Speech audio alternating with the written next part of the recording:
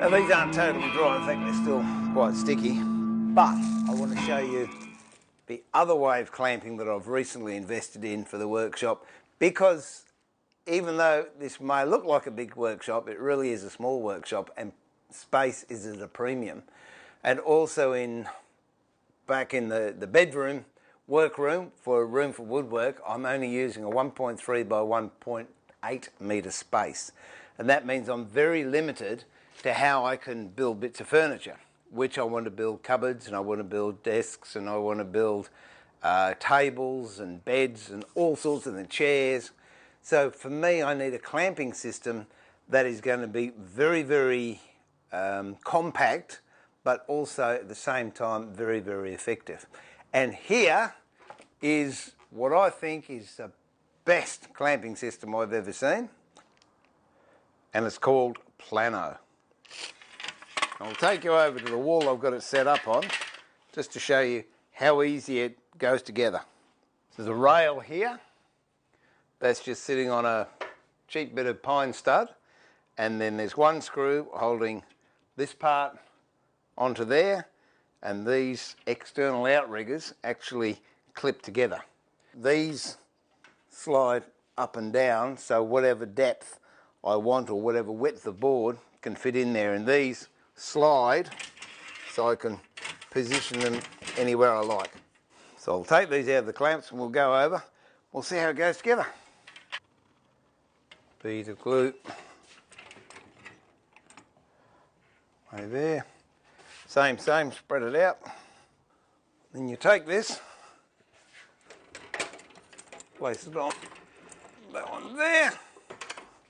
And the beauty with these is not only does it clamp it this way, it will also clamp it this way. So if you've got some boards, this is a little bit different because I've got thin bits of veneer, but if you had boards you were trying to stack up and they were all the same width, then as you tighten this, it squishes it that way, but at the same time pulls it in this way. So you end up with a nice square glue up. And I must admit, using these to do a chopping board is something like getting a racehorse to pull a milk cart, but it just lets you know what's out there and what's available, and you don't need to have really large areas for gluing up. There's another piece I have which I can put onto the end of this and add more of these. And there you go. And that's what I believe is the future of clamping in small workshops. I have one actually attached to the bench, or it's removable, on Room for Woodwork, and my work area in that particular case is 1.8 by 1.3 metres. But anyway, more on that later. But for now, I'm going to leave that glued where it is, and when I come back, I'm going to let it dry for at least another 12 hours. We'll pull it out, I'll show you how to put it through the thickness without cleaning the bottom up, and we'll make an absolute beautiful chopping board. So what started out as a real pile of mess and a very messy job is going to end up as something that is quite beautiful and will delight someone that owns it. Okay, it's the next day and these should be dry. I'll just take them out.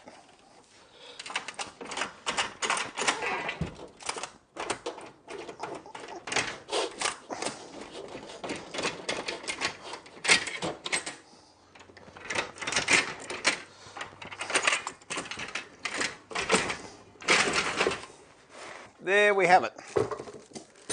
Reasonably flat on the bottom, not super flat, but reasonably. And the top, as you can tell, is all over the place. So what I'll do, go into the machinery part, set up the thicknesser, and I'll show you how we can get this nice and flat, even though it's not flat on the bottom. Now I've shared this tip before on another video with getting a bow out of a plank, and really it's the same principle. I've got a piece of timber here. It's not as wide as a chopping board, but that doesn't matter because all I want is a surface for this to rest on. So we'll put it on here, set your thicknesser to the total depth of the board underneath and possibly the highest piece of timber you've got on the chopping board.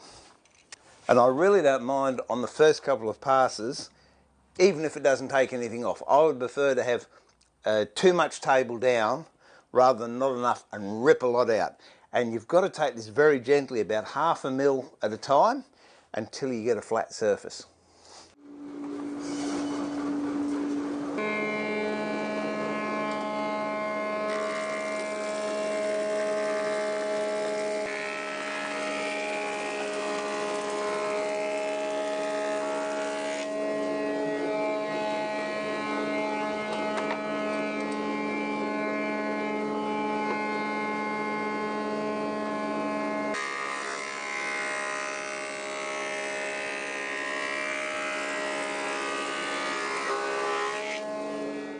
And then once you've got a flat surface like that, you can dispense with this board here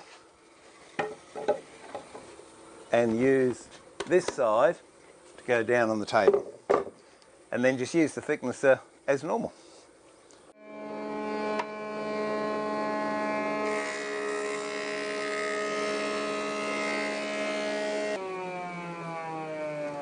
And there you have it. Both sides nice and dressed and nice and flat. Okay. Hey Bob, come here Bob, come on. Hot out there, isn't it mate? Hey?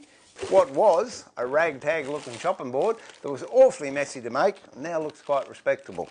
I'll just go over to the saw, clean the ends up, put a router around the edges and we'll put some oil on it and it'll be ready to be put into service.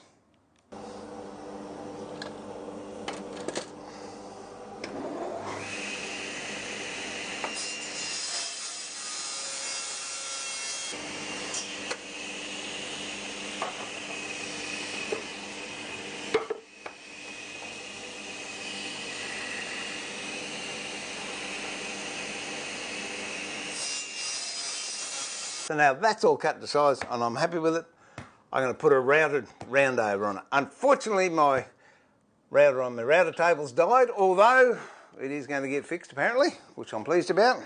So I'll just use a hand router. I've got a router mat here and I trust the old Makita and I'll route a round over on it. Using routers, ear protection, eye protection. Get 2 in 1. I must. There's a free plug, George. Check them out on my website. They are brilliant.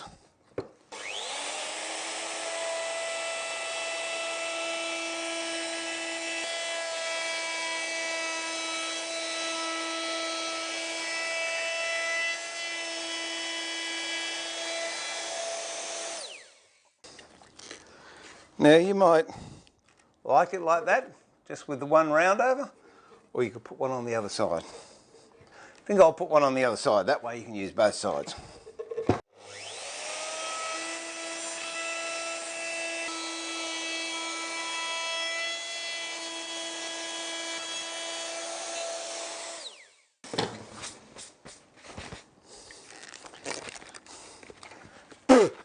That's one reason I like router tables with dust extraction on them.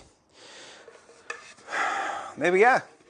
I'll run the sander over it, clean it up, put some oil on it, and it's finished.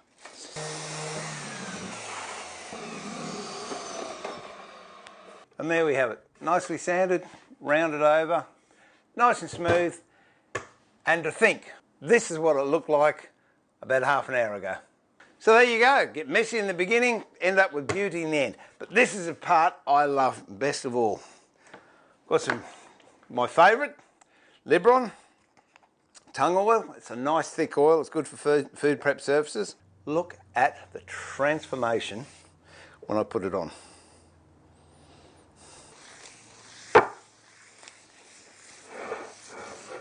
That just comes alive. So I'm going to let that soak in for a bit before I rub it off. And this actually is a housewarming present for a friend of mine. So Matthew, there you go. If you get stuck at dinner for any conversation, you can talk about your world famous chopping board and even watch the video. That should fill in half an hour or so. But that's it. Easy chopping board, using machines. And this is Steve pulling the shed door down before he goes and washes his hands and saying, remember to keep it sharp. But more importantly, keep it safe. Enjoy your woodwork. Try something new. But whatever you do, have fun. Bye for now.